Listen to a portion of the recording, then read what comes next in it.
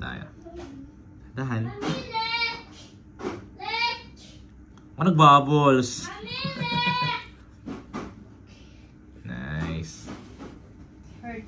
Hi, it's me, Jeff, and welcome to our channel. So for today's video, bahay lang kami ngayon. Ako, si Jackie. We're gonna be replacing yung aming tempered glass. Hi.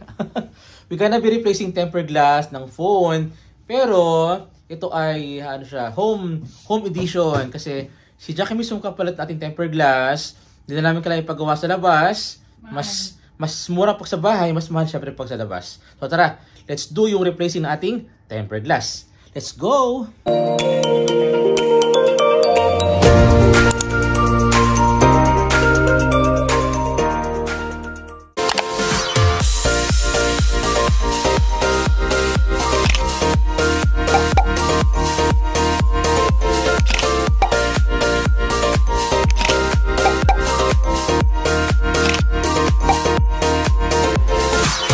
So ito yung ating tempered glass na galing pa ng Pilipinas. So iPhone 13 Pro Max yung ating ito yung phone natin. Phone ni Jackie pala. Ating papalitan ng tempered glass. Ito yung ating tempered glass na galing pa ng Pilipinas. So ayan siya. Tempered glass. Magkano siya nito? Yung sa'yo ata 50 plus. 50 pesos. Yung sa akin parang 15 pesos. So ito sa akin to.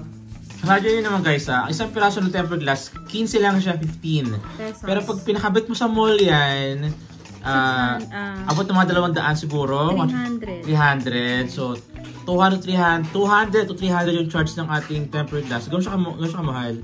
Samantalang ito pala ay 15 lang siya guys. So, 15 lang siya. Yung sa'yo yung mas mahal. Oh. Ito kasi yung tempered glass na ano lang siya. Yung normal, yung normal na tempered glass. Mamaya, yung phone ko naman, ito yung privacy. Basta yung privacy guys, ito yung hindi na makabasa yung phone mo, ng mga katabi mo. Ayan siya. Parang expert. So, before tayo mag-start, magpalit ng tempered glass. Ito muna, cleaning tayo ng ating device. Kita niyo naman, di ba? Nag-ano na siya, nag-bubbles na. Puro harina. Oo, ayan na siya. Kaka-baking ni Jackie. Akulit na ng dirt.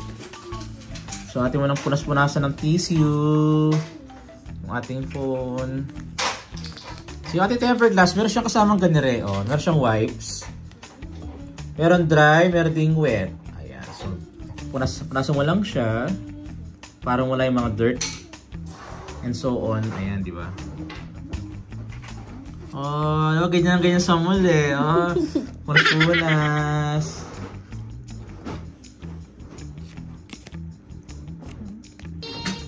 So ito na siya. Ano naman niya? Ito yung dry. Ito wet. Dry naman to. Wait lang. Wait lang, labs. So ito yung punas-punasan yung ating phone para i-ensure na malinis yung phone before natin lagyan ng tempered glass. So ituloy yung pagpunas ng phone. Yan na siya. Kailangan ano lang siya banayad. Parang whiskey lang siya. So kailangan ensure natin na walang dirt. Walang mga dust. Ayan. So yung mga sabaw-sabaw dyan. Punasan na. Inauna yung wet muna. Yeah. Ito naman yung dry na siya. Oh, good luck naman. Yan siya. Ano siya. Para yung mga nabubuong mga dirt. Hindi yung mga stain. Ayan. So yung mga, ano yun, yung mga alikabok ba? Kasi kahit punasan mo siya, minsan may mga yung alikabok dyan. Oh, di ba? Ito na siya. Tadahan! Ito natin tempered glass. Oh, good luck naman. Ilan ko, yung fingerprint ka na agad. Oh, hindi pa kinakabit. Ha? Ayan na siya. Good luck naman. Ikot ng phone. Ngayon sa mall, nagtatagod sa mall. Pero sa mall kasi mabilis nila. Siguro, bilangan mo na lang mga 1 minuto tapos yung pagpalit eh. Wala namang bayad to eh. Pero pag sa bayad kasi, kailangan mabagal. Pag nagkamali ka eh, naku sayang naman yung tempered glass. Anyway, mura lang to. 15 lang yan guys, oh. Coins eh. At pagkamali ka, isang kikisi ulit. Dahan. Nagbubbles. Nice. Tapik-tapikin mo. May bubble siya, oh. Ito merong germs. Ako yari. May germs nakapasok pa. Nakakainis. Ayan, Sorry. So may germs. Hindi na pwede tanggalin. Sayang naman yung tempered glass. Hindi, tatanggalin ko yan. Kailangan mo siyang... So para maalis natin yung naiwan dirt sa loob. Iangat mo lang siya. Kasi mo, di ba? Inaangat yung ano. Gaangat ng isang side. Good luck naman. Op. Parang nag-wateran dito. Ayan, ganyan lang siya. Ay, shit. Ulit, tanggal. Ulit. Sige, okay. Isi mo kasi. Ulit na naman. Wala na.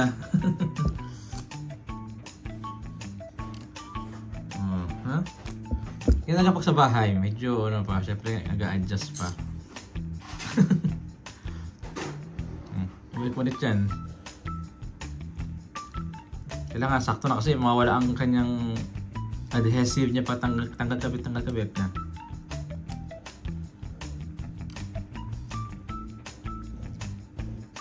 Okay.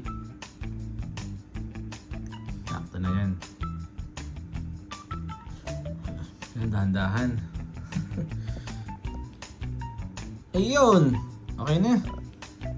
Yan. Okay na? Wala ng germs? Yan, wag mo na tanggalin yan. Okay na yan. Mawala na ang adhesive niya pag tanggal mo ulit. Okay na yan. Ayun, akalain nyo. Nakadalawang try. Okay na yung tempered glass ni Jackie. Okay yung cellphone. Ayan. So, ano ito? Ay, sa aking phone ko naman ang gagamitin natin. Yeah, wait lang. O, punas-punas mo muna. Kaya lang yung ganitong ano mo, casing pangit to eh. Kasi nagpapabubbles ng phone. So umpisa maganda siya kasi clear yung phone. Kaya lang, nagpapabubbles to. Doon sa mga sides ito oh. Yung mga side ng itong case ng phone. Anong tendency, aangat yung tempered glass mo. So wala din. Dapat talaga yung ang case mo dito, yung lapat lang. Hindi pwedeng ganun eh. A few moments later. So ito, continuation ng pag-cleaning muna ng phone. Phone number 1 done. So phone number 2, itong pinang-video natin ngayon. Ito naman yung ating gagamitin na papalitan ng casing kasi basag na rin yung aking tempered. So, pangit gamitin ng phone pag may mga basag-basag. Makasugat din. So, palit tayo ng ating murang tempered glass. Pero ano siya, same quality pero mas mura siya. And sa bahay ginagawa para mawala ng service charge. Kasi pag sa mga mall, sa doble, triple pa yung charge nila kasi syempre sila gagawa para sa'yo. So ating ituloy yung ating pagkapalit ng ating tempered glass. This time, yung phone ko naman yung ating papalitan ng tempered glass. Ito yung gamit natin. 4 pala sa akin, 3 sa'yo. Same din, iPhone 13 Pro Max. So, palitan natin tempered kasi basag na rin siya. Sa mga sides niya, basag siya eh. So, kailangan na punas-punasan at medyo ano siya. Naglulumot na. Yan siya. Punas-punasan natin. Yan ang first step. Oh, di ba? Ang ganda ng phone. Grabe siya. So, 13 siya. Pwede lang i-upgrade ng 16. Pwede lang i-upgrade next year. So, ayan na siya. Atin lang i-pull out yung ating lumang tempered. Ayan. Ano lang? Ay, pasag yan eh. Sige, tanggalin mo na. Broken na siya. Ayan siya. O, ayan o. Ito na siya. Ito o, diba? Ito yung, tawag nito. Privacy. Privacy kasi, pag yung katabi mo, hindi niya mababasa yung cellphone mo, yung ano na type mo. Kasi nagiging black siya ganyan, oh. Yung mga text mo, so nakikibasa ng text. Paano privacy yung phone natin, hindi na mababasa yan. So I suggest, kung mas mahal siya na konti, pero at least, meron akong privacy. 88 something. 88 pesos per piece. I'm not sure. Pero kapag sa mall mo tipapakabit, siguro mga 400 to 500 siguro ganito. Wala pa yan. Ito yung privacy. Mas maganda siya, oh. Mas madilim, mas makapal. Saka talaga siya, mas patag, yung ano ka, hindi ka mag-aalangan na baka may nagbabasa ng type ng text mo. So, ayan na siya. Atin i-cleaning yung ating phone. Ensure na walang mga dust. Dumi. Ha? Sobrang dumi, oh. Kaya, tingin. Grabe, diba? Dami ng dust niya. Siyempre, Siyempre, lagi ginagamit yan. I-close yung ating device. Sa bahay lang siya, walang bayad ka Jackie. Service charge, walang bayad. Merienda lang, okay na. Noodles. Ayan. Yun yung ating wet. Ano yung wet o dry? Dry. Dry na tayo, dry na. So, after siya basain, hindi lang i-wipe para maging dry na yung ating phone. So, lagi siya may kasamang ganito rin, wipes. Una-muna yung 1 means wet. Number 2, dry. Huwag mong papag-train, huwag mong i-interchange. Hindi pwede mo muna yung dry tapos wet. Wet muna, then saka dry. Saan ka magsabi? Ayan. 2,000 years later. So, dala siya maglinis. Ito na ating nakibit yung ating tempered. Ako sana one attempt lang. Yan ay sticker pang tanggal ng mga yung mga naiiwan mga dust. Kasi kahit punasan natin siya, may mga time yung mga small fragments yan na naiiwan pa rin talaga siya. So para ating ensure na walang maiiwan mga alikabok. Pwede na maging tagapalit ng tempered glass si Jackson. Nahusay na. Meron na akong part-time. Pwede mo itagdag sa resume mo to. Tagapalit ng tempered glass. Tempered glass engineer. Ay. Tingnan mo diba? Yung ating temper. Yan. Makapal siya. Madilim. Baka baliktad. Kung ay ka baka baliktad yung ano. Huwag kang magulo. Kailangan sakto. Kangihinga. Yeah. Sakto ba? Ganda na ng phone, Wala na yung mga basag. See that? Ano yung bubbles? Ito yung bubbles. May bubbles! Hindi Yung bubbles. So, kaya talaga siya. Kailangan, pag nag-bubbles, punasan mo lang siya para yung bubbles niya, mawala yan. Gala lang siya, Simple. Gumanda na yung ating cellphone.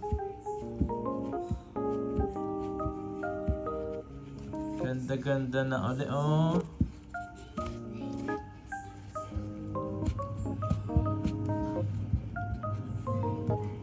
Wala na mga dumi-dumi. Perfect na. Tsaka para meron pa rito na to. Ay, wala. Saan? Wala. Imagination ka lang. Gumanda na siya. Ayan. Ganda na, So, kita nyo guys, napakalinis, diba? Napakakintab niya. Pwede na siyang Okay na to, pwede na yan. Okay, very good Jackie, very good. 10 KD. So, bago salpak sa ating keys, atin na siyang punas-punasan muna. So, ito ating keys atin. Black keys na tayo. Ito tayo, orderan kita ng case. No. Ano to hard case to. Kahit madrop yung phone, hindi ka mag-aalala. Gusto ko black lang, yung plain lang No need na maging meticulous sa itsura ng casing. Pwede ganyan. Alcohol. Para wala yung mga diba? Kumanda na yung pati phone natin. Luminis na ulit. Clear na siya. Ganda lang siya.